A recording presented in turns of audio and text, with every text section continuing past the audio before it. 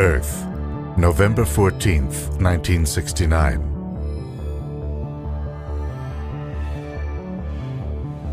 Three astronauts, with spacesuits, food, water, and a battery of scientific and communications equipment, prepared to fly to the moon.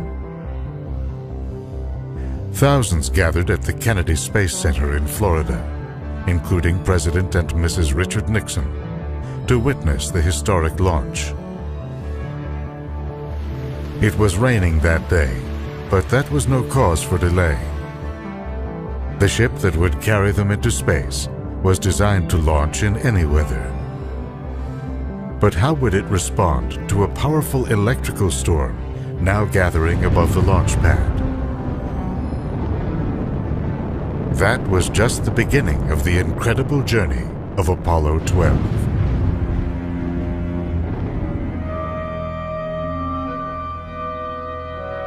T-minus 20. 17 seconds. With three astronauts fastened into their seats, the countdown proceeded. 10, 9, 8, ignition Astronaut and mission start. commander 6, Pete Conrad 5, would say later, 4, the flight 3, was extremely 2, normal 1, for the first 36 0. seconds. All engines running, commit, liftoff. We have liftoff, 11:22 a.m. Eastern Standard Time. The five engines of the Saturn V's huge first stage were designed to burn through 5 million pounds of liquid oxygen in just 2.5 minutes. That's a lovely liftoff. That's not bad at all. And to send the spacecraft up 67 kilometers above the Atlantic Ocean.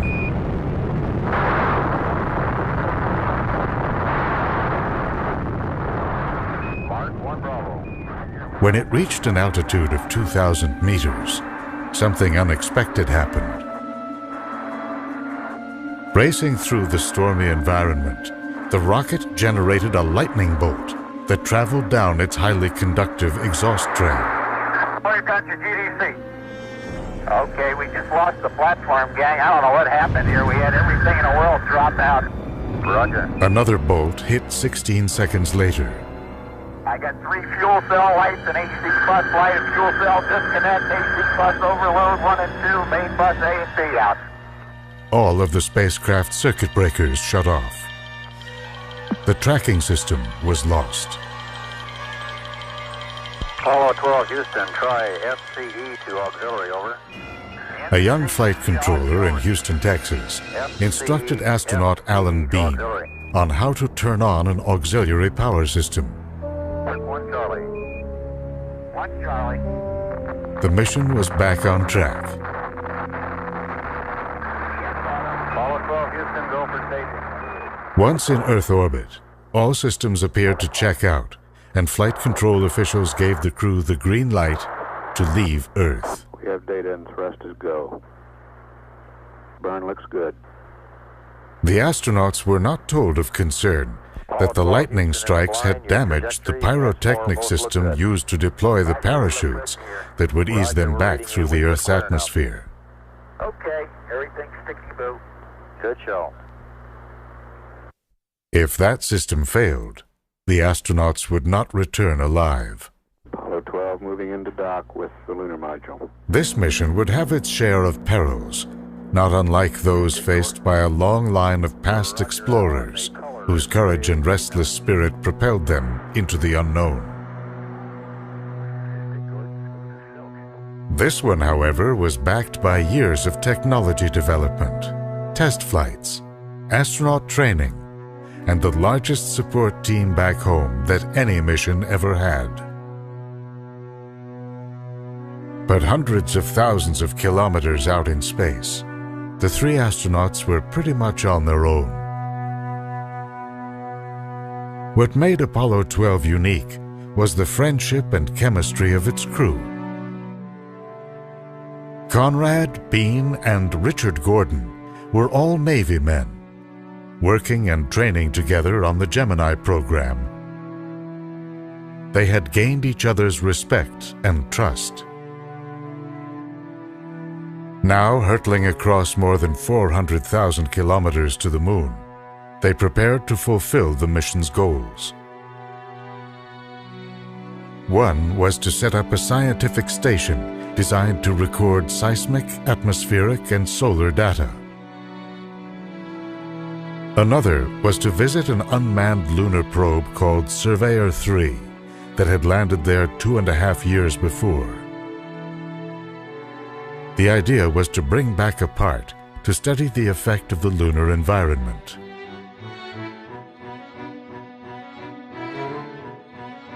A third goal was to improve on the landing of Apollo 11 just 5 months before. Dropping down over a region called the Sea of Tranquility, pilot Neil Armstrong found himself heading straight for a crater full of boulders. He had to fly over the planned landing site and find a new one. Down 2.5. Now, kilometers beyond the target, the lander, called Eagle, was literally running out of gas. 2.5. Picking up some dust. 30 feet, 2.5 down. With less than 30 seconds of fuel left, Neil Armstrong and Buzz Aldrin finally touched down on a landscape obscured by dust stirred up by the vehicle's thrusters.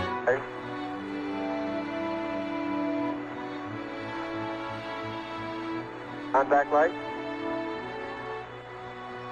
Okay, engine stop. APA at a descent. Boat control, boat auto, descent engine command over. Houston, Tranquility Base here. The Eagle has landed. Roger, Tranquility. Future astronauts would have to be able to make precision landings at locations dictated by science. That meant they would have to touch down on landscapes filled with all kinds of rocks and craters. For Apollo 12, the science pointed to a region known as the Ocean of Storms, some 2,000 kilometers from where the Eagle had landed.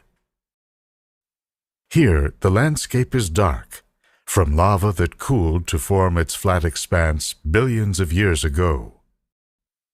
Within it, an impacting asteroid had hollowed out Copernicus Crater, perhaps showering the region with rocks blasted out from deep underground.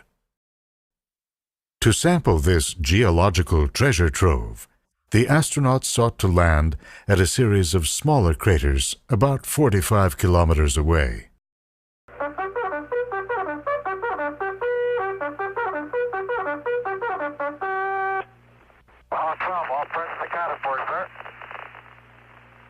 After a journey lasting 83.5 hours, the crew fired the spacecraft's engine to go into an elliptical lunar orbit. 5 hours later, a second burn put the spacecraft into a circular orbit 111 kilometers above the lunar surface. Okay, Pete, we'll see you at 43. The next day, Pete Conrad and Alan Bean entered the lunar module Intrepid. Separating from the command module, they dropped down toward their target. 300 feet coming down at 5. Look at that crater right where it's supposed to be. You're beautiful. 10%. 257 feet coming down at 5. 240 coming down at 5. Hey, you're really maneuvering around. Stop. Come on down, dude. Okay. 10% fuel. 200 feet coming down at 3. You can come on down. Okay. 190 feet. Come on down. 180 feet. 9%. You're looking good. Get some dust before long. 130 feet. 124 feet, Pete. 20 feet coming down at 6. You got 9%. 8%. You're looking okay. 96 feet coming down at 6. Slow down the descent rate. Houston, 80 feet coming down at 4. You're looking good. 70 feet. Looking real good. 53 feet. Pete Conrad would rely on improvements in the ship's landing radar to find his way to touchdown. Low level. 42 feet coming down at 3. Coming down at 2. Okay. Start the clock. 42 feet coming down at 2. 40 coming down at 2. Looking good. Watch that. 31, 32, 30 feet. Coming down at 2 feet. You got plenty of gas, dude.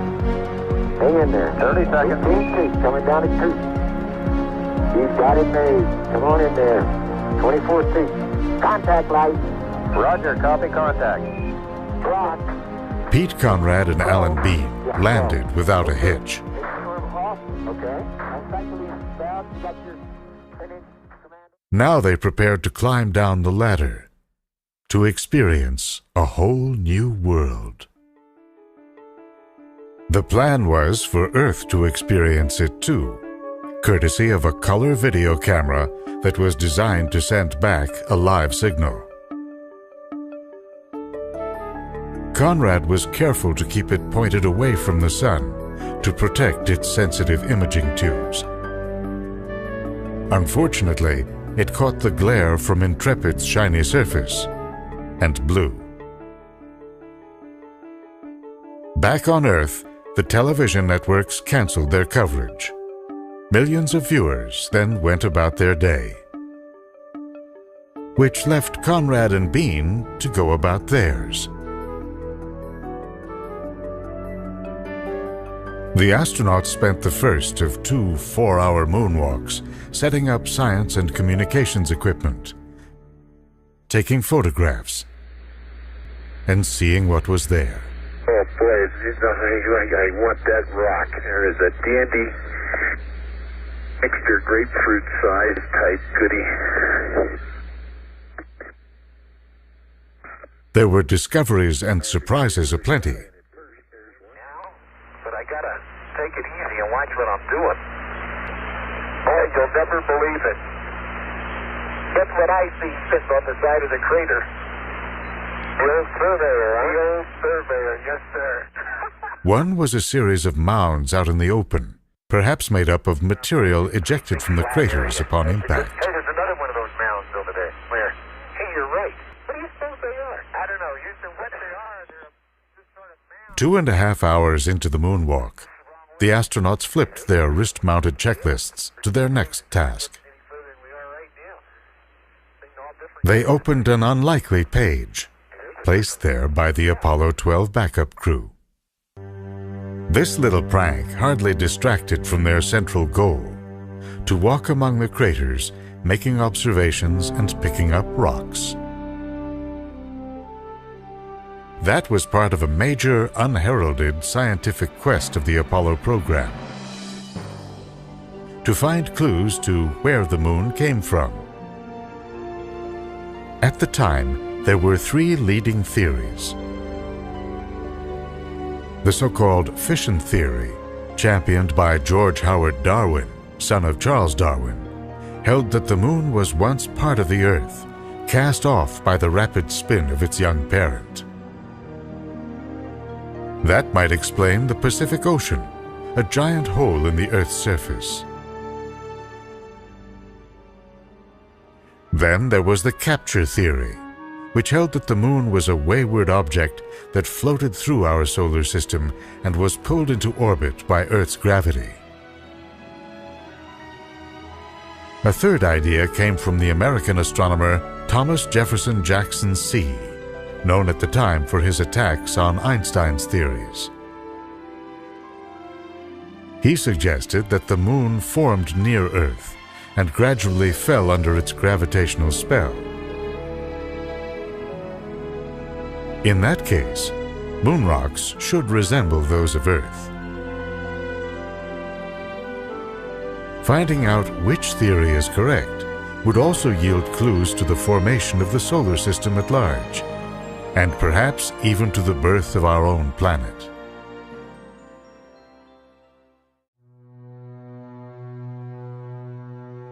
Day 2 on the moon. Neither Conrad nor Bean had been able to get much sleep. Excitement got the best of them. The pair now left Intrepid for a second and final moonwalk. The suits they wore had been built for spending time on the moon's surface, with 5 layers stitched together to maintain constant temperature and air pressure. Because direct exposure to the sun could heat the suits to 120 degrees Fahrenheit, The innermost layers circulated water around the astronaut's body to keep him cool. On the outside was a shell to protect against micrometeors that routinely batter the moon's surface. The astronauts found that lunar dust was so abrasive that this outer layer quickly sustained damage, and so fine that it crept into the rotating wrist joints. The plan was to move out along the edge of Surveyor Crater and pay the probe a visit. Along the way, there were pictures to take, samples to collect, coring tools to drive into the ground. It was a world filled with optical illusions and strange juxtapositions. The lunar landscape appears monochromatic, a bright gray. With no atmosphere, the light is harsh, with shadows cast in deep black. But close up, the moon offers a variety of rich and colorful details owing to its tumultuous past. The Ocean of Storms is an ancient basin that was hollowed out by a huge impact and filled with lava. Finally, the team arrived at Surveyor. They cut off select components to take back to Earth. Scientists would make a surprising discovery. Lodged in the camera was a colony of bacteria. Did it sneak into the component upon its return to Earth? Or had it somehow survived for 2.5 years on the moon? To this day, no one knows the answer to this intriguing question. Okay, let's head for Blocky Crater. Okay. One final stop remained. Block Crater, where a basketball-sized impactor had exposed the lunar bedrock, leaving a wealth of new samples. Let's get a sample of that rock. Yeah, let's do. I think it's going to be... One rock they picked up is known as creep, for potassium, rare earth elements, and phosphorus. It's thought to be a piece of bedrock that formed over 4 billion years ago on a lunar surface that was entirely molten. Just a few years later, this evidence would coalesce into a radical new idea of the moon's origins. At the dawn of the solar system, Earth shared an orbit with a Mars-sized body now called Theia. Its orbit became unstable, and it headed in Earth's direction.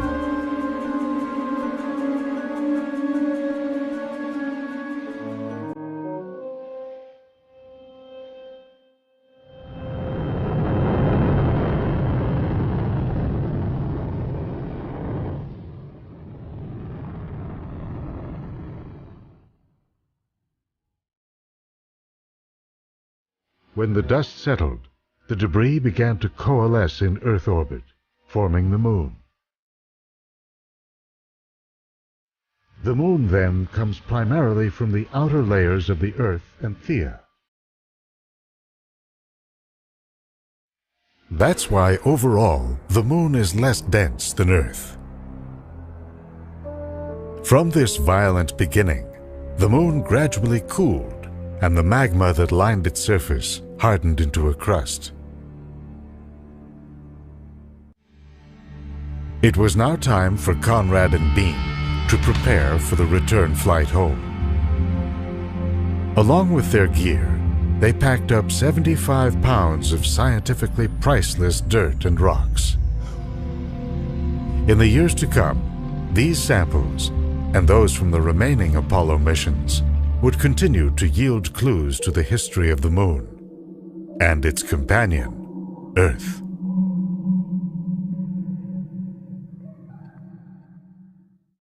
Go free. Free. Very good. Go ahead. I was supposed to be when I was free. Even as Conrad and Bean lifted off from the moon, there was still more science to do. Stabilize a little bit.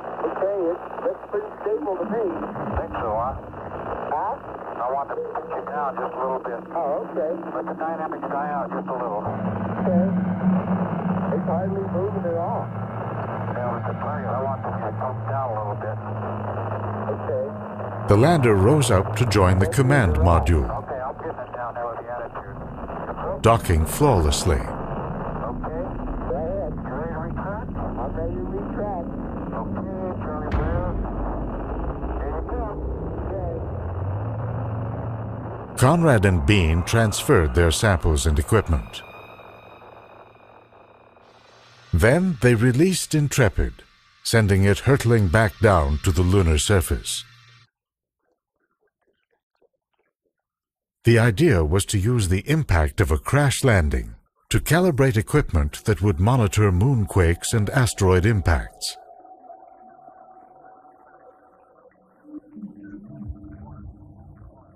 When it hit, the impact resonated like a bell for over half an hour as seismic waves rippled through the moon's interior. There was one more thing left to do: get home safely. Just before arrival, they gazed at a brilliant scene of Earth moving across the sun.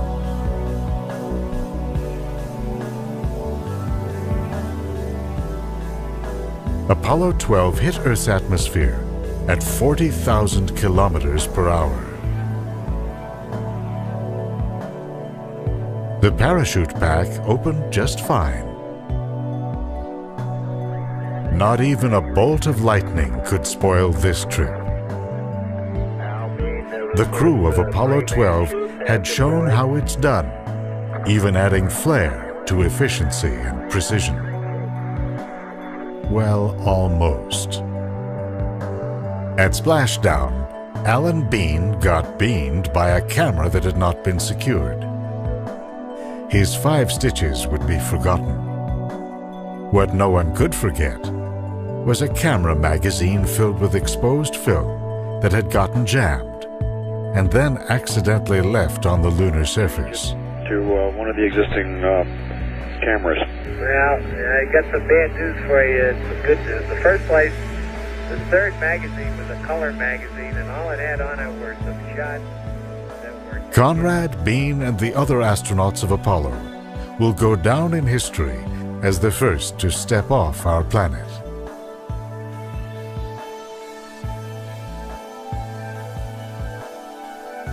Four moon landings later, the program faded away in the wake of declining expectations, social discord, and the politics of those turbulent times.